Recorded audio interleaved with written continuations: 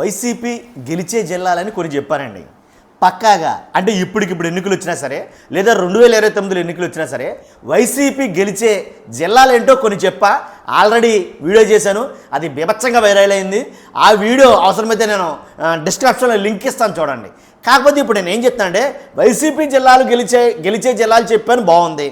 కానీ అదే వైసీపీ ఖాళీ అయిపోతున్న జిల్లా చెప్పాలనిపించింది. ఎందుకంటే ఆ జిల్లాలో వైసీపీ మ్యాక్సిమం ఖాళీ అయిపోయినట్టే. అక్కడ వైసీపీకి తావు లేదు, నాయకులు లేరు, ఇన్ఛార్జీలు లేరు, ఏమీ లేదు.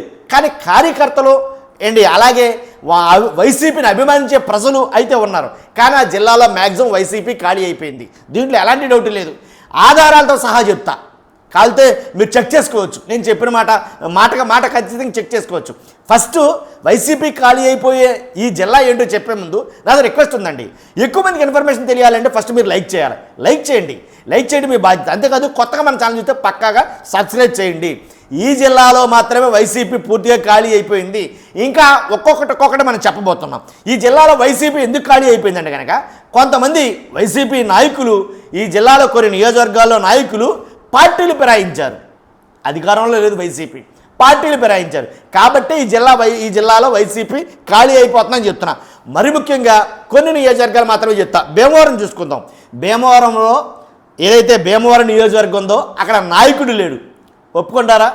అక్కడ నాయకుడు లేడండి వైసీపీకి. కాబట్టి ఎందుకు రాడంటే కనుక గండి శ్రీనివాస్ ఇంతకుముందు ఎమ్మెల్యేగా ఉండేవాడు. ఆయన ఎప్పుడైతే పార్టీకి అలాగే మొత్తం అన్నింటికి రాజీనామా చేసి ఆయన బయటికి వెళ్ళిపోయాడు. ఇప్పుడు భీమవరంలో సరైన నాయకుడు లేడు అని ఇది యథార్థం, మీరు నమ్మినా నమ్మకపోయినా. కాబట్టి అక్కడి నుంచి అందుకే అంటాను నేను ఏమనంటే నా తమ్నైల్ ఉంటుంది, జగన్మోహన్ రెడ్డి గారు ఒకసారి ఇటు చూడండి అని చెప్పి. జగన్మోహన్ రెడ్డి గారు ఒకసారి ఇటు చూడండి, చూడాలి ఖచ్చితంగా. ఈ జిల్లా వైపు పశ్చిమ గోదావరి జిల్లా మొత్తం రాష్ట్రం మొత్తం శాసించే జిల్లా ఇది. అర్థమైంది కదండి? పశ్చిమ గోదావరి జిల్లా. అలాగే ఈ గోదావరి జిల్లాల్లో ఏ పార్టీ అధికారంలోకి వస్తే ఆ పార్టీనే మ్యాక్సిమం రాష్ట్రంలో అధికారంలోకి వస్తుంది. దాంట్లో ఎలాంటి డౌట్ లేదు. అలా చరిత్ర చెప్తుంది. కాబట్టి గోదావరి జిల్లాలో చాలా ఇంపార్టెంటు రాష్ట్రానికి, రాజకీయానికి. కాబట్టి జగన్మోహన్ రెడ్డి గారు ఖచ్చితంగా ఆలోచించాలా ఈ జిల్లా గురించి. ఎందుకంటే భీమవరానికి నాయకులు లేడండి, వైసీపీకి ఒక నాయకుడు అంటూ లేడు.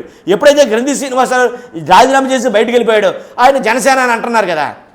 కాబట్టి ఇక్కడి నుంచి ఖచ్చితంగా ఒక ఇన్ఛార్జిని అయితే వెయ్యాలి. అవసరమైతే కార్యకర్తలు తమ గోడు చెప్పుకోవడానికి నాయకుడు లేడు. అది నేను చెప్పేది. అంతే. ఎలాంటి నియోజకవర్గాలు పశ్చిమ గోదావరి జిల్లాలో ఉన్నాయి. ఒకవేళ నాయకుడు ఉన్నా కానీ ఇక్కడంటే నాయకుడు లేడు. ఈ నియోజకవర్గంలో భీమవరం నియోజకవర్గంలో వైసీపీకి నాయకుడు లేడు, చెప్పుకోవడానికి కానీ దేనికి కానీ నాయకుడు లేడు. ఇక్కడ ఇన్ఛార్జ్ కావాలి. కానీ నాయకుడు ఉన్నాడు ఇంకో నియోజకవర్గంలో. చెప్తారు మహామాటలు అక్కడ చెప్తారు. తాడేపల్లిగూడెం కొట్టు సత్యనారాయణ గారు అన్నారు, నాయకుడు ఉన్నాడు, ఉన్నా లేనట్టే. అర్థమైంది కదా? అక్కడేమో నాయకుడు లేడు.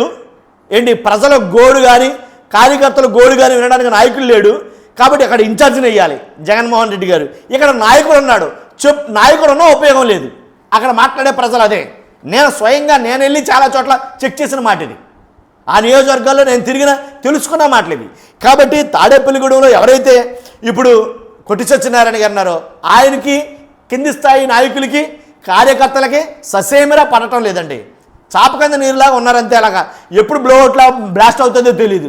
కాబట్టి అక్కడి నుంచి సత్సంబంధాలు నాయకులకి అలాగే కార్యకర్తలకి ప్రజల మధ్య ఉండాలంటే ఖచ్చితంగా ఆయన అక్కడ మాత్రం ఇన్ఛార్జ్ మార్చాలి, భీమవరాన్ని ఇన్ఛార్జ్ చేయాలి, అలాగే సరైన నాయకుల్ని పెట్టాలి, అలాగే తాడేపల్లిగూడెని కూడా ఆ ప్రాబ్లమ్ని సాల్వ్ చేయాలి. కాబట్టే జగన్మోహన్ రెడ్డి గారు ఇటు చూడండి ఈ జిల్లా పరిస్థితి అదైతే కనుక మనం మాట్లాడటం జరుగుతుంది. అంతేకాదు నరసాపురం చూసుకుంటే కనుక నరసాపురం గురించి గత ఎన్నికల టైంలో ఆంధ్రప్రదేశ్లో నియోజకవర్గాలు ఏవి గెలుస్తాయి ఏవి గెలవని చెప్పి నేను ఎక్కడ అంటే నరసాపురం ఇప్పుడు ఆంధ్రప్రదేశ్లో 175 నియోజకవర్గాల్లో ఏది గెలిచినా గెలవకపోయినా నరసాపురం గెలుస్తుందని డంకా పదంగా నేనే నరసాపురం కూటమి గెలుస్తుంది, కూటమి ఏముంది నరసాపురాన్ని జనసేన అభ్యర్థి గెలుస్తాడు అని పక్కాగా బలగుది మరి ఎందుకు చెప్పానంటే బొమ్మిడి నాయకర్ గారు క్యాండిడేట్ అటువంటి వాడు. కాబట్టే నేను ఆ విషయం డంకపదంగా కావాలంటే క్రాస్ చెక్ చేసుకోవచ్చు. నా వీడియోలు ఇంకా అలాగే ఉన్నాయి. కాబట్టి ఇప్పుడు కూడా నేను చెప్పబోయేది ఏంటంటే నరసాపురం బొమ్మిడి నాయకర్ గారిని ధీటుగా ఎదుర్కొనే క్యాండిడేట్ అయితే కనుక అక్కడ సరైన క్యాండిడేట్ అని లేరు అని నేను చెప్తున్నా. మీ అభిప్రాయం ఏంటి ఖచ్చితంగా తెలియజేయండి. నేను ఎందుకు చెప్తానంటే బొమ్మిడి నాయకర్ గారు వ్యక్తిగతంగా అలాగే కొన్ని సామాజిక కార్యక్రమాలు, అలా కొన్ని రకాలుగా కొంచెం పేరు ప్రఖ్యాతలు సంపాదించిన వ్యక్తి అక్కడ ప్రజలకి తల్లో నాలుగులా ఉన్నాడు. కాబట్టి అక్కడ ధీటైన నాయకత్వం వైసీపీకి లేదు. ఇది ఒప్పుకోవాలా, ఎవరు కాదని అవునన్నా కానీ. ఇదే కాదు, నేను ఇప్పటివరకు చెప్పిన మాటలన్నీ వైసీపీ వాళ్ళు ఒప్పుకొని తీరాల్సిందే, దాంట్లో డౌటే లేదు. కాబట్టి ఇక్కడి నుంచి నరసాపురం జనసేన చాలా స్ట్రాంగ్గా ఉందండి. వైసీపీ తరపున ముదునూరు ప్రసాద్ రాజు గారు ఉన్నారు. ఇప్పుడు అసలు పార్టీని పట్టించుకోవడమే లేదు. నరసాపురంలో వైసీపీ కార్యకలాపాలు పెద్దగా జరగడంలా వాస్తవంగా మాట్లాడాలంటే. కాబట్టి కింది స్థాయి ప్రజలకి నేను ఒకటి చెప్తానండి, పశ్చిమ గోదావరి జిల్లాలో ఉన్న ప్రజలందరూ కూడా వైసీపీ కంటే బీభత్సమైన అభిమానంతో ఉన్నారు, దాంట్లో ఎలాంటి డౌట్ లేదు. వైసీపీ గ్రాఫ్ అలాగే ఉంది, ఏం పడిపోవాలా. కానీ నాయకులు కరువయ్యారు. నేను చెప్పేది అదే, మీకు అర్థమవుతుంది అనుకుంటా నా గోస. కాబట్టి నాయకులు కరువయ్యారు. కాబట్టి అంతేకాదు, రీసెంట్గా ఈ నరసాపురం నుంచి 19వ వార్డు కౌన్సిలర్ కేసరపు గంగరాజు గారు, అలాగే 27వ వార్డు కౌన్సిలర్ గోరు సత్యబాబు గారు రాజీనామా చేస్తారు. వీళ్ళు ఎందుకు రాజీనామా చేశారు? సరే నాయకుడు లేడు ఇక్కడ, వైసీపీకి రాజీనామా చేసి జనసేనలో చేరారు కౌన్సిలర్లు. నయానో భయానో మొత్తానికి ఏదో రకంగా వైసీపీ నుంచి మారిపోతున్న నాయకులు చాలామంది ఉన్నారు. ఇలాంటి కౌన్సిలర్లు, ఇలాంటి చాలామంది అంటే కింది స్థాయి నాయకులు చాలామంది కొన్ని వందల సంఖ్యలో వైసీపీ నుంచి ఈ నియోజకవర్గాల నుంచి జనసేనలోకి టీడీపీలోకి చేరిపోతున్న వాళ్ళు చాలా ఎక్కువ మంది ఉన్నారు. అవి సాక్ష్యాలు ఆధారాలతో సహా ఉన్నాయి, దాంట్లో ఎలాంటి డౌట్ లేదు. ఎందుకంటే ప్రతిరోజు పేపర్లు వస్తూనే ఉంటాయి కంటిన్యూస్గా. కాబట్టి వైసీపీకి రాజీనామా చేసి జనసేనలో టీడీపీలో చేరే వారి సంఖ్య ఈ జిల్లాలో పెరుగుతుంది. ఎందుకని? నాయకుడేడి, ఇన్ఛార్జ్ లేరు కదా, అది నేను చెప్పేది. అంతేకాదు, ఉండి రఘురామకృష్ణరాజు గారు మొత్తం మ్యాక్సిమం తన గ్రిప్లో తీసుకొచ్చుకున్నాడు ఆయన ఉండిలో, రఘురామకృష్ణరాజు గారు.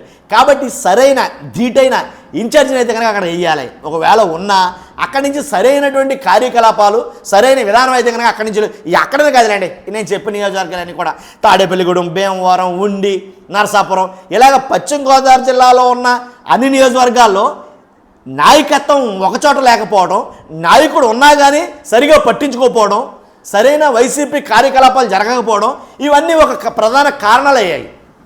అర్థమవుతుంది కదా నేను చెప్పేది. కాబట్టి అంతేకాదు, ఉండిలో రఘురామకృష్ణరాజు గారు, అలాగే జిల్లా అధ్యక్షుడు మంత్రి రామరాజు గారు ఉండి పశ్చిమ గోదావరి జిల్లాలో ఉన్న నియోజకవర్గాలన్నిటి గురించి కూడా తిరుగుతూ బలోపేతం చేస్తారు. మరి వైసీపీకి ఏదేలాగా లేదుగా. కాబట్టే ఇప్పటి వరకు పర్వాలా, ఇక మీదట కూడా ఇలాగే ఉంటే కనుక వైసీపీ ఈ జిల్లాలో ఖాళీ అయిపోద్ది.